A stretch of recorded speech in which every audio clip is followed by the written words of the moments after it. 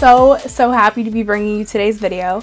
We're doing a Valentine's themed mega tutorial and lookbook all in one, all rolled up into one amazing, you know, beauty guru burrito. Started with Gwynnie Bee to bring you 3 distinct style options for Valentine's Day. I know with Valentine's Day, you know, everybody either builds it up as this like sex-filled romantic holiday or like cutesy pootsy, or like people are boycotting it. So I wanted to kind of make a video for anyone, for, you know, whether you are going to be going out with the girls and having, you know, just a, you know, wonderful girls night, or if you're going to be going on a hot date. I think that this dress in particular would be really great for that. Or you might just be snuggling up with your favorite somebody and you might just want to wear a cozy sweater, or you might even just be crawling into bed with yourself at a murder mystery. Ain't nothing wrong with that. I'm so thrilled to be bringing this to you guys, as well as a really fun makeup tutorial featuring the Too Faced Chocolate Bonbon palette. This palette, I really couldn't think of another palette that would be more perfect for this video because the eyeshadows are heart-shaped and they smell like chocolate. I mean, it doesn't get much better than that. And then in addition to all of that, I'm also going to be sharing with you guys how I curled my hair. I never share my hair stuff, and I'm making it, I don't believe in resolution. I can't even say the word resolution without like word vomit. I want to show you guys more hair tutorials in 2016. Let me know what you guys think in the comment section down below. Don't forget to subscribe if you haven't already. I would love to hear your thoughts about this video, so leave them for me in the comment section down below. Don't forget to give me that thumbs up, and let's go ahead and get started. Okay, getting started with the hair. I haven't done a hair tutorial in forever. Okay, so this is second day hair, which is why there's kinks in it and stuff from being up in a bun. I am taking a little bit of a thermal protectant. This is the Met Thermique from Cora. This stuff is really great. It helps strengthen the hair and it does protect it from heat damage. Amazing product. Now I'm using a 1.5 inch curling iron. I believe is the size of that barrel. To be honest with you, I don't know for a fact, so don't quote me. Just a larger barrel curling iron, and I'm using this to curl my hair under, towards, and then away from my face. So I pull it off base. I don't know exactly why, it just felt right in the moment, and it ended up turning out really well. I think my idea was that I wanted it to, the curls to be pushed a little bit more forward, and then I could then comb them back later. So what I'm doing is I curl it until it just gets a little hot, and I don't want to burn the crap out of my hair. I'm very conscious of that. And then I comb through it to soften it, and then I re-roll it into like a little pin curl. But unlike a traditional pin curl when you would tuck that end in, I'm purposefully leaving it out, which, believe it or not, is harder than tucking it in. I wanted to have sort of a loose, not beachy, but just sort of like a loose casual wave to this. So by not tucking the end in, I'm going to get that slightly looser look. And then you can see the ones on the side, I'm trying to fit them all together. So I'm going to curl them in about, you know, equal sizes and everything. And nothing about this was super scientific, but on the sides I wanted to have a little bit more regularity because I wanted to get that really great wave. And this is actually the first time I've tried doing this kind of like loose beachy thing while also kind of pinning it to let the curl set a bit longer. And I really like the way this turned out. So I'm probably going to do this again in the future and perfect the technique a little bit. But honestly, it kind of came out amazing. And then towards the back, I did the traditional curling under of the hair because I find my hair lays best if I do it that way in the back. So this is the 35-second long foundation application. I decided to speed this up because you guys have seen me do this stuff before, and this video is already so heavy with hair and makeup and fashion and everything. I just felt like, okay, something's got to give. I've got to cut something out for time. So rather than completely cut this out, I thought I'd show you guys it in this very, you know, sped up speed tutorial form.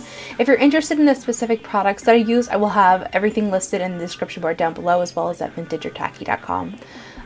This is really similar to what I did in my previous video, so I could also link you to my previous video to see how I did my foundation in that.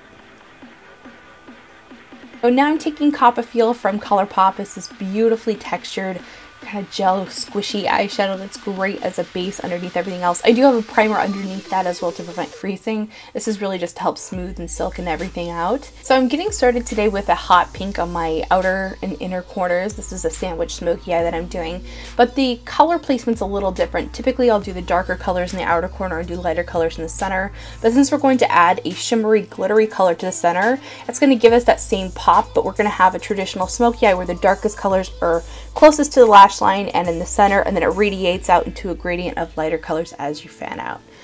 So it's kind of a deconstructed way to do a traditional smoky eye. So I'm taking that black liner right in close to my lash line to give me that intensity of color, but I'm covering it up with the gray to give it a nice smooth transition. It doesn't look as obvious, it doesn't look as eyeliner-y. So now I'm taking Earl Grey shadow from the palette. I love this eyeshadow. It's so beautifully pigmented and just, it smells like chocolate. I mean, what more can you really ask? And I'm leaving that center portion blank for now, and it looks really weird, and I'll be the first to admit it looks terrible at this point. But a lot of times with these eyeshadow looks, it can look a little funny when you're halfway through it. Really what I'm focusing on right now is getting those outer edges blended, taking the color up as high as I want to eventually take it. I'm now taking Mocha from the palette, which is nice chocolatey brown. It really helps balance out the hot pink and makes it look a little less scary. Adding a neutral with any kind of color pop is always a good idea. If you, color pop, haha, I get the joke. You know, if you are wanting to sort of neutralize a crazy color, but you want to incorporate it, it's always great to bring a neutral in. So now I'm taking a ColourPop eyeshadow. This is called Dance Party, and I'm going to put that on the center. Doesn't that look so much better now that it's not naked? Ah, I love it. So this color is super cool. It's got multi-dimensional glitter in it. It's this cool like grayish purple. I wanted to warm it up just a little teeny tiny bit, so I took a little bit of Black Currant from the palette, which is also a glittery purple, and I sort of mixed back and forth between the two and got the shade that I liked.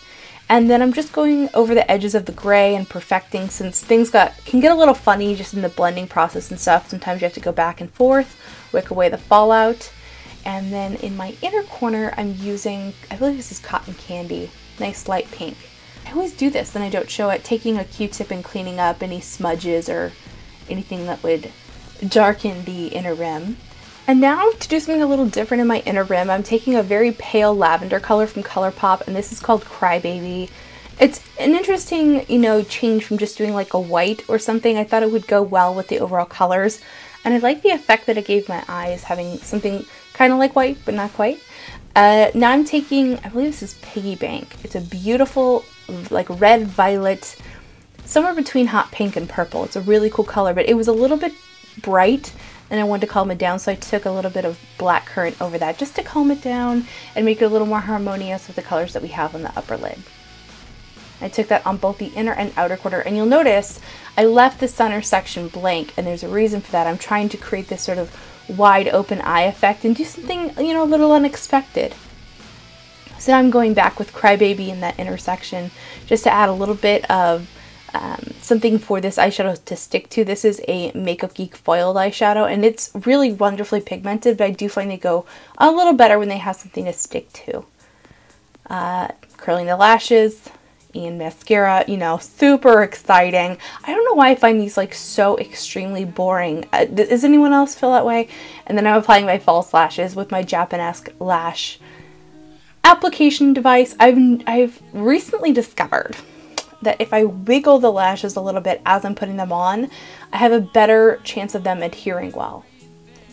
So that's been my MO lately. And then I'm just taking a little bit of black liner, and I'm creating like a little wing kick just at the end of the false lashes. Kind of a cool way to blend them in without having to do some huge big black liner. I started to take half my hair down and then realized I wasn't really ready for that. I was ready for that kind of commitment. So I stopped it in its tracks. Now I'm taking the Kat Von D Shade and Light palette, and I'm mixing back and forth between those two first darker shades to get a shade that works for me best. And then I'm picking up just the first shade, and then I did too much, so I blended it out. I was like, oh no, you don't. That is a little too much. Now I'm taking OC from the Gwen Stefani palette. This is such a cool peachy blush. I am obsessed. It has a lot of frost to it, and is a little bit on the warm side, so I decided to cool it down with a little bit of, I think that's cherry, yeah. Now I'm taking Angel from the palette and just using that as my highlight with a little fan brush.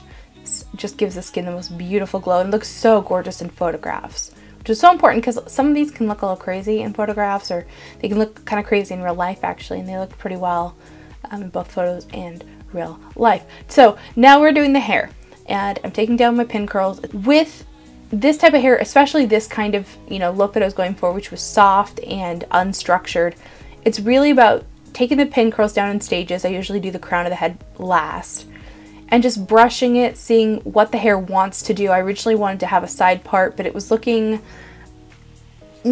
just wasn't quite what I was going for. So I decided, okay, we'll do a semi-center part, so just slightly off-center. You can see a little bit of my root concealer there. And then it's just about trying to form the hair until you're happy with it. This actually fell into place pretty quickly, so that was quite lucky. and just combing. This is a Denman brush that I'm using to comb my hair out with. It's one that's really great for doing any kind of pin curl brush outs or anything. So first I go ahead and spray the top to kind of get that tiny bit of volume that I have kind of locked in and get those waves in place in the front there. And one thing I learned a few years ago is when you have curls, up spray them. So you spray them from the bottom up, and that way it doesn't weigh them down. I found that when you spray any kind of bouncy type of curl from up above, you're gonna weigh it down. And I forget where I learned this trick. I think it was a stylist taught me to up spray them, and I was like, oh my gosh, you're a genius. And then on my lips, I'm taking Kat Von D Love. I love it. I love. I really do. I love this lipstick. It's such a beautiful pinky purple. It matches the eyeliner we used earlier pretty much exactly. You do have to do some layering with these Kat Von D liquid lipsticks as opposed to some which are like one swipe and done, but I didn't even care because I love the formula. I love how they wear away. Okay, so I went ahead and put all my jewelry on and everything. It's got a couple little things left to do, like filling in my little freckle. And I do it almost like a little uneven on purpose, just to make it look a little more natural. Like if you actually just draw a little circle on your face, it can look a little strange. And to gloss up my lipstick, which is at this point pretty matte, I'm taking Firebird lipstick from the Gwen Stefani collection, the Urban Decay. You can definitely stick with the matte of Love, but I just think that adds that little certain zazazoo. So now that I've shown you how I created my hair and makeup, let me go ahead and show you guys my outfits. So here we have my first outfit, and it's kind of, you know, a cute outfit to wear around the house. You could totally wear this out, of course, it's a cute outfit, but my idea was like a cozy sweater and some leggings, something you'd wear for like Netflix and chill. The sweater is see-through, so that definitely adds another sexy element. You can see the bra through it a little bit, which I know my husband appreciated. He helped me film this and he was like, yeah, I like that sweater. Great little outfit, very comfy and cozy for a night in, but not frumpy. And then this one is definitely like that sexy date night dress. This one is from Poppy and Bloom, and I love that it has these little cutouts at the side, which really help to enhance, you know, the waist, really nips it in. Really warm also, which would be great for these nice winter date nights. And yeah, I love this dress. I love the print. I love the color. It was really fun to wear this dress. I think it goes really good with the makeup I did. And one thing I noticed sort of after the fact was that I was wearing bows everywhere. I actually had bows on my earrings. I had bows. You know, my necklace was a bow, and there was a bow in my purse. My husband pointed that out, and he was like, you have to point that out in the video. So there's a shout out to my husband. And then the final look, this is a dress by Cora, and I love this dress. It's like almost like a big bag, but once you belt it with the belt, it really nips in the waist. It's quite flattering. I love this dress. It has a nice like sweater collar, so it's quite warm. It also has like a sweater type material at the arm openings. It has a great flow because there's so much fabric to it. So as you walk, it has just a nice, beautiful, graceful flow. And then I couldn't blow up my candle. I was having issues, so don't mind me. I hope you're having a great day. Thank you guys so much for watching. Don't forget to subscribe, and I'll see you in my next video. Remember to be vintage or tacky. Just be your own kind of beautiful. Sort of waxed poetic about the 762 from, I keep feeling like there's lipstick on my teeth.